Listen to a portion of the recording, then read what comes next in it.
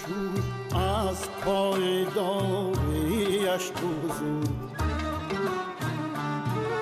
چشمش شد از بیقراریش بزرگ. давлатманд хол ҳунарманди мардумии тоҷикистон, хунёгари асил, овозхони беҳамто, фалаксарои машҳур ки шӯҳрати ҳунару санъати миллиро ба фалакҳо бурдааст. суруд, оҳанг, садои ӯ азамати хуршеди тобонро дорад. аз раҳе ки то ин ҷо расидааст, қадам ба қадам гулфишонӣ кардаву сафо бахшида, шукуфоиву саодат эҳдо карда тавассути ҳунари беҳамтояш. بحر شد از به کناریش بزرگ.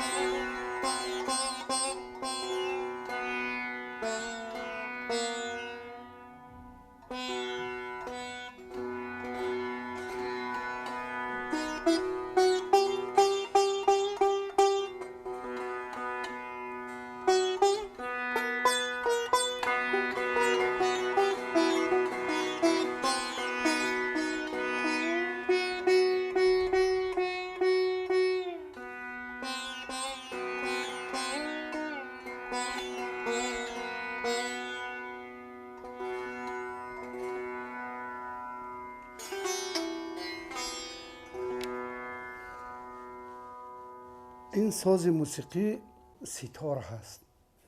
هر یک سازهای موسیقی یک دوره های خاصه پیدایش خود را دارند. میگویند که این رباب مال کیم کجا، این رباب مال کیم کجا، یا این اسباب مال کیم کجا. ولی تا آنجایی که من تکاپو کردم و سال 1980 38 سال قبل پیش من در کتابخانه که در لندن هست اجازت گرفتم و 18 روز با همراهی یک پروفسور انگلیس که خودش شرقشناس بود، بسیار دوستدار زبانی تاجیکی ما بودم. هر روز میرفتم 6 ساعت میکفتم. چی میابم؟ خب بسیار چیزا بود. تاریخ بعضی سازهای موسیقی را میافتم پیدا کردم. اسبابی که در دست من است سیتار هندوگی میگن. ما نباید فراموش کنیم که چند صد سال زبان تاجیکی در هندوستان حکمران بود. بله. این اختراع ابو علی سینا در اونجا با من اون مسافت قصه کرد. با زبان انگلیسی خواند و انگلیسی با من صحبت کرد، گفت که سیتار اختراع ابو علی سینا هست. از روی قانون گرمانیکی بدن انسان قانون گرمانیکی سیتار را ساخت که اینقدر گوشه که زیاده همه اینها به هر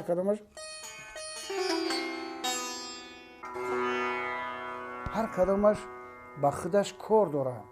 هر پرده در یک پرده تا 4 5 و 6 پردگی جا دارد. همین قدر پرده که دارد، مثلا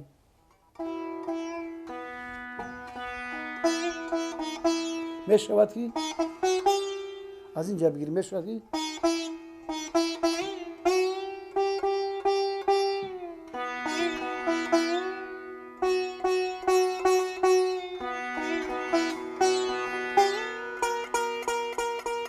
میشود در اینجا بگیریم، لیکن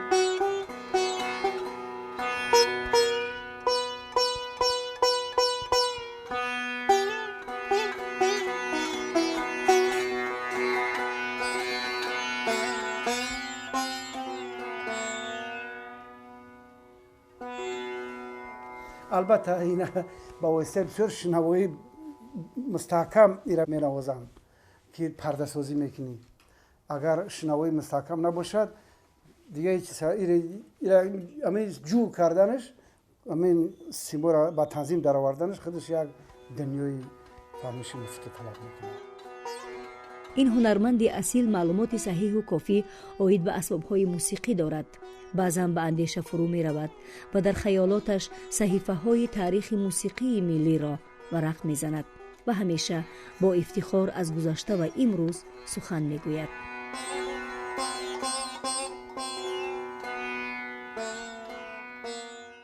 قانون اختراع الفارابی است. رباب اختراع مولای روم است. روان ربابی را بگو مستان سلامت میکنند و آن مرغ آبی را بگو مستان سلامت میکنند. رباب مال مولای روم است. در مسئله دمره میگویند که یک اسباب خردک است، یک اسباب میده‌چه است، لیکن پیوستگی های گرمانیکی که در دمره هست در یگان ساز موسیقی قریب که دنیاوی نیست.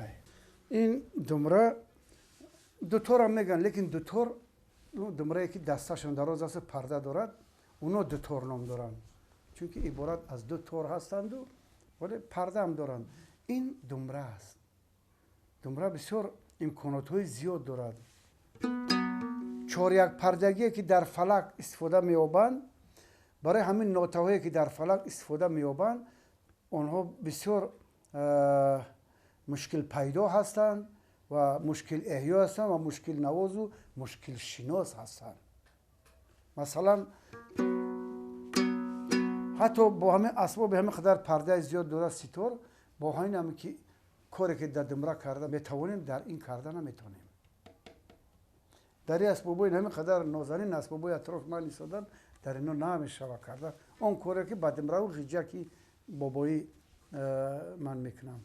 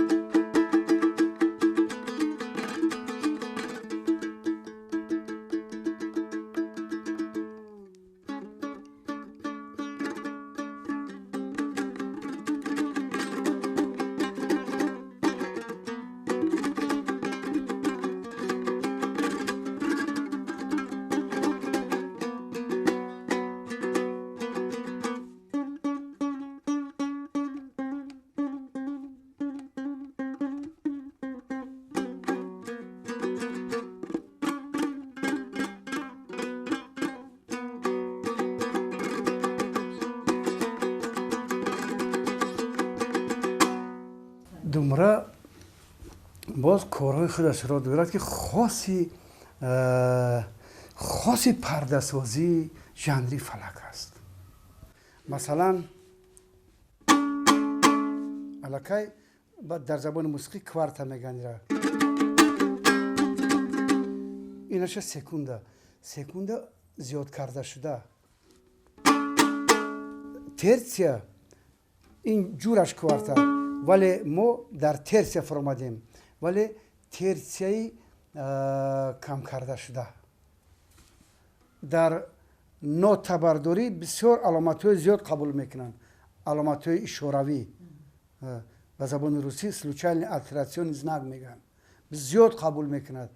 سری محبوبیت و معروفیتش در پیوسته کار کردن و زحمت کشیدن و صمیمانه ایجاد کردن است. لحظه شاهد کار او در تالار صدابرداری گردیدیم. در همون تالاری که صدا را می نویسم من، صدا نویسی نو همون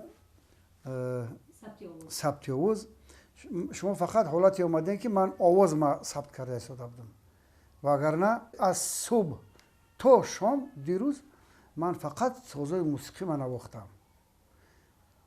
اول حساب میپرتم. در خوبش است که حاضر بسیار کانال پیدا شد. دستگاه رادیو کمیته از همه عالی ترین است در تاجیکستان، بسیار کانال هست. در یک کانال اول ریتم می نویسم، تاولاک دوره اینا را می نویسم، از اون میگیرم، از سمپل را میگیرم، از زمان تکنیکیش دست.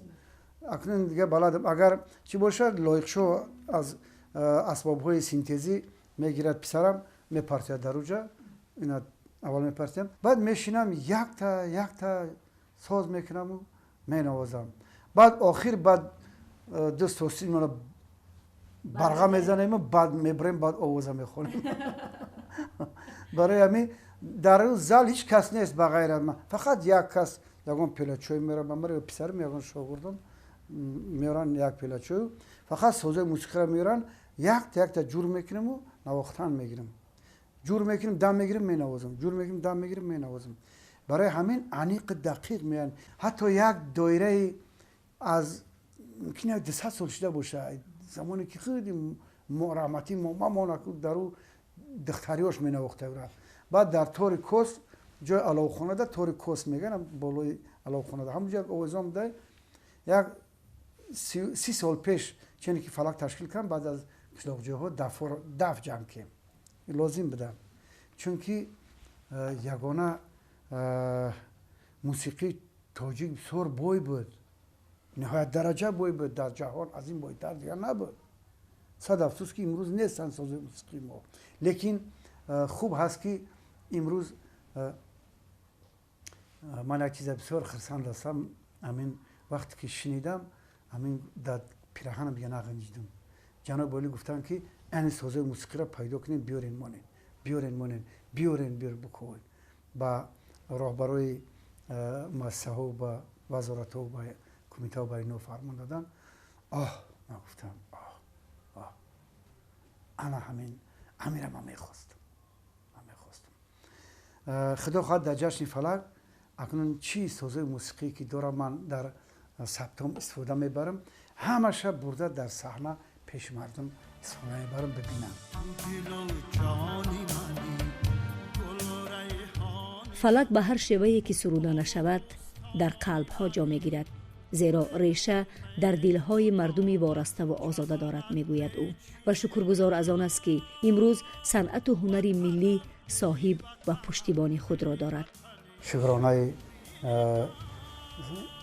پیشوای ملتمان اقدام جناب عالی محترم امام رحمان، باز دیم باره ما پربالک شدیم و چشم وا کردیم و پرواز گردی مملکت های شرق و غرب و تمام جا کردیم، چون که این ژانرها و ادبیات و موسیقی و علم و همه علما پشتیبان یافت. راستیگر راهبر دولت که وقتی که پشتیبان شد دیگر کار با مجرای پیدا کرد. از شامگاه به صبحگاه آمده ایم، از پیرهه به شاهراه آمده ایم، دیروزه سوار مرد صندل چوبیم، امروز که در کشور مه آمده ایم. این همه اینها توسط استقلالیت، زحمت های پیشوای ملتمان، راهبری دولتمان بود و هست و خواهد ماند. باز به فلک مراجعت می کند و از سازندگی ها و شکوه روزگار امروزه مردم خوشطالع و نیکبین تاجیک سخن می گوید.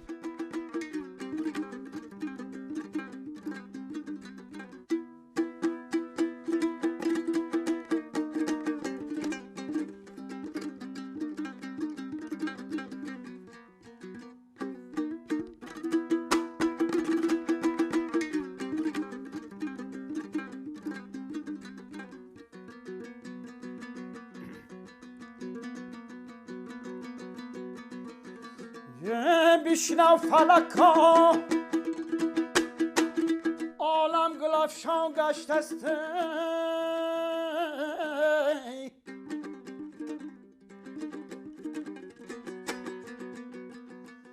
یه بالا با وطن قیمت انسان گشت است.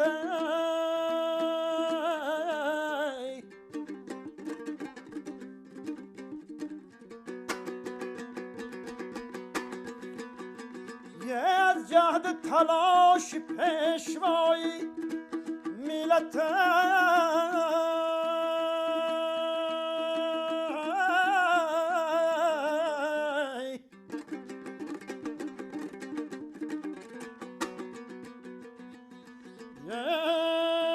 مانند بهشت تاجیکستان گشت است. اینا